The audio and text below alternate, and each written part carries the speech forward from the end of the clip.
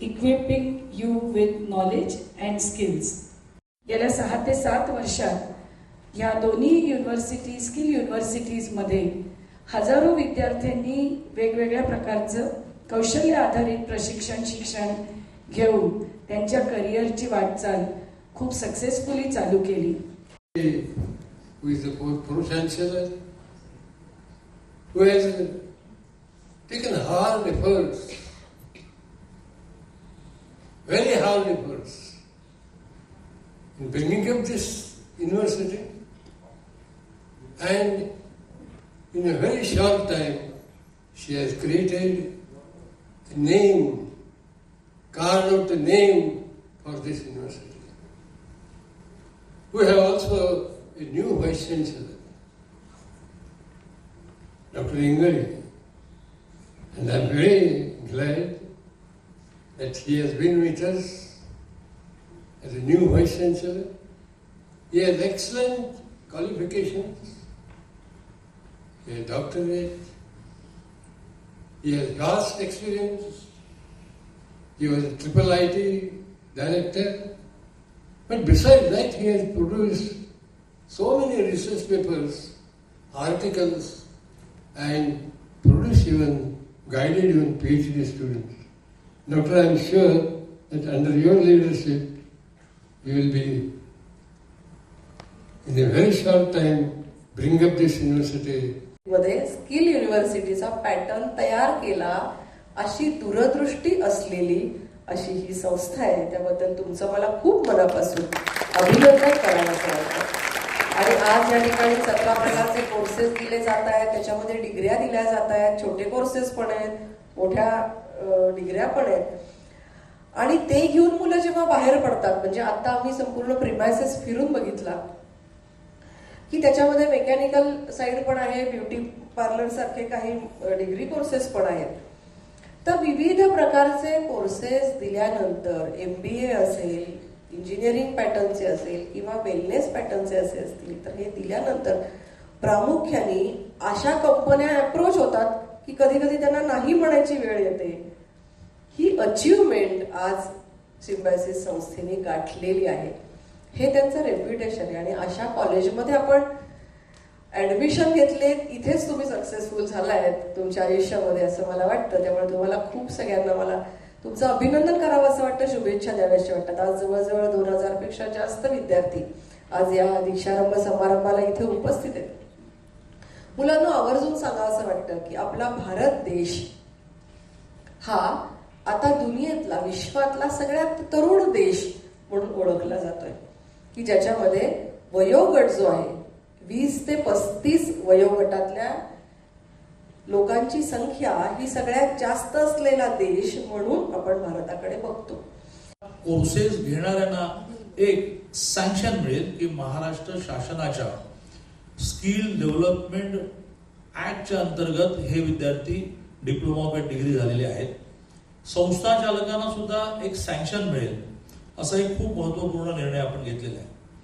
दुसरं महत्वाचं म्हणजे की ही आवश्यकता लक्षात घेऊन आता आपण स्किल साठी वेगवेगळ्या कॅम्पसेसमध्ये शिकणाऱ्यांना खूप फॅसिलिटीज देण्याचा निर्णय केलेला आहे. मग त्याच्यामध्ये त्यांची फी भरण्यामध्ये मदत करण्यापासून, त्यांना प्रॅक्टिकल नॉलेज मिळेल यासाठी मदत करण्यापासून, त्यांना सगळ्यात महत्त्वाचं म्हणजे जॉब्स मिळणं, आणि सगळ्यात महत्त्वाचं त्यांनी उद्योग करणं. जे उद्योग करण्यामध्ये त्यांना सगळ्या प्रकारचं सपोर्ट करणं, विदेशात जायला त्यांना मदत करणं, असा एक मोठा निर्णय आपण घेतलेला आहे. त्याची सुरुवात गेल्या 6 महिन्यापूर्वी झाली. जर्मन मधून, त्या देशामधून एक डिमांड अशी आली जर्मनीमधून की आम्हाला 4 लाख तरुण तरुणी तुमच्या देशाचे पाहिजेत की ज्यांना आम्ही देतो त्या 20 प्रकारचं कौशल्य असलं पाहिजे. 20 पैकी कोणत्याही 1-2 विषयाचं कौशल्य असलं पाहिजे आणि जर्मन भाषा आली पाहिजे. गेले 6 महिने अनेक प्रकारच्या मीटिंग होता एक महिन्यापूर्वी राज्याचे मुख्यमंत्री एकनाथजी शिंदे आणि त्यांच्या डेलिगेशनचा एक MOU झाला. आणि आता आपण या महिन्याभरामध्ये ज्यांना तिथे नोकऱ्यांसाठी जायचं आहे अशांच्या जाण्याची सुरुवात करणार आहोत की ज्याच्यामध्ये 3 महिन्याची जर्मन भाषा सरकार मोफत शिकवणार. पासपोर्ट काढणं, व्हिसा हे सगळं सरकार करून देणार. पहिलं तिकीट, नंतर वारंवार घरी येताना तुमचं तुम्ही काढा, पण पहिलं तिकीट हे महाराष्ट्र शासन काढून देणार.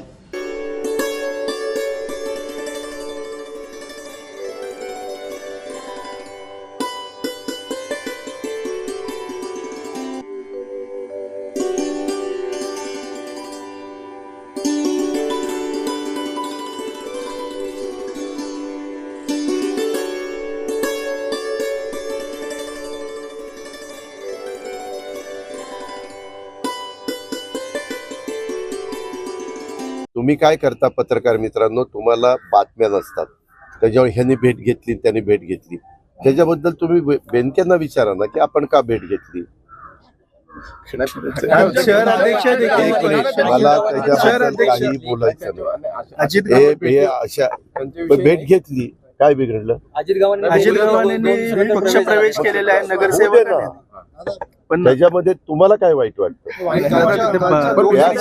मी मागे ह्याच्याबद्दलचं स्टेटमेंट केलेलं ना, निवडणुका जवळ आल्यानंतर काहींना उभं राहायचं असतं, काही जागा ही आता अमक्या पक्षाला सुटणार नाही, मग आपण इथं थांबायच्या ऐवजी दुसऱ्या पक्षात जावं. कारण आज भाजप, शिवसेना, राष्ट्रवादीची युती आहे, समोर काँग्रेस, शरद पवार राष्ट्रवादी आणि उभाटा शिवसेना अशी युती आहे. जिथं उभाटाला जागा जाईल तिथं राहिलेल्या दोन पक्षातला एखादा स्ट्रॉंग उमेदवार असेल, किंवा स्ट्रॉंग म्हणण्यापेक्षा त्याला इच्छाच असेल की नाही आज आपण यावेळेस आपल्याला काही झालं तर निवडणुकीला उभं राहायचं, ही लोक इकडे तिकडे जाणार, काही इकडची तिकडे जातील, काही तिकडची इकडे जातील. ही सुरुवात आहे, अजून तर बरेच दिवस जायचे, अजून बऱ्याच काही गोष्टी झालेल्या आपल्याला सगळ्यांना पाहायला मिळतील. मी मुख्यमंत्री आणि उपमुख्यमंत्री काल वाघनख्याचा कार्यक्रम जो झाला त्याच्याबद्दल बसलो होतो, त्यावेळेस आमची देखील ह्या संदर्भातली चर्चा झाली.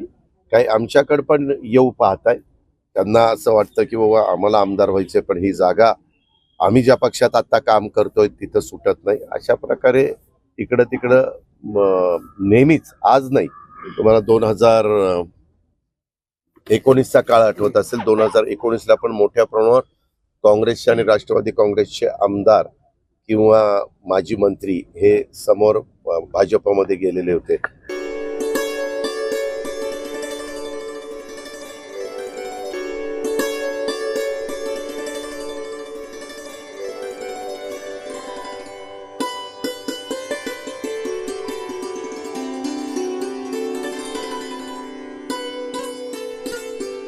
कृषी शिक्षण विशेष शिक्षक संघ महाराष्ट्र राज्य या संघटनेच्या वतीनं आज आम्ही माननीय आयुक्त कार्यालय शिक्षण या कार्यालयासमोर एक दिवसाचं धरणे आंदोलन आज या ठिकाणी सर्व शिक्षकांच्या उपस्थित करत आहोत. आमची प्रमुख मागणी आहे, माननीय सर्वोच्च न्यायालय रीट याचिका 132/2016 यांनी दिलेल्या निर्देशानुसार, त्याचबरोबर महाराष्ट्र राज्यासाठी भारत सरकारने निर्गमित केलेलं राजपत्र, त्याचबरोबर शिक्षा नीती 2020 आणि दिव्यांगांचं राष्ट्रीय धोरण 2018 यामधील वेळोवेळी दिलेले जे निर्देश आहेत, या निर्देशामध्ये केंद्रीय शाळेवरती किंवा केंद्र स्तरावरती किमान एक विशेष शिक्षक दिव्यांग विद्यार्थ्यांच्या दर्जेदार व गुणवत्तापूर्ण शिक्षणासाठी नियुक्त करावा अशी आमची मागणी आहे. परंतु 15 मार्च 2024 या संच मान्यतेच्या निर्णयामध्ये काही निकष निर्धारित करण्यात आलेले आहेत आणि हे या निर्देशामध्ये कुठेही संदर्भ किंवा आधारभूत निर्माण केलेले निकष दिसत नाहीत, मापदंड दिसत नाहीत. या शासन निर्णयामध्ये राज्य शासनानं दिव्यांग विद्यार्थ्यांसाठी पहिल्यांदाच तरतूद करत असताना गटस्तरावर म्हणजे तालुक्यावरती 2 विशेष शिक्षक देऊन या ठिकाणी मानांक किंवा मापदंड निर्धारित केलेले आहेत आणि हे अतिशय चुकीचे आहेत किंवा ते अतिशय तुटपुंजे आहेत.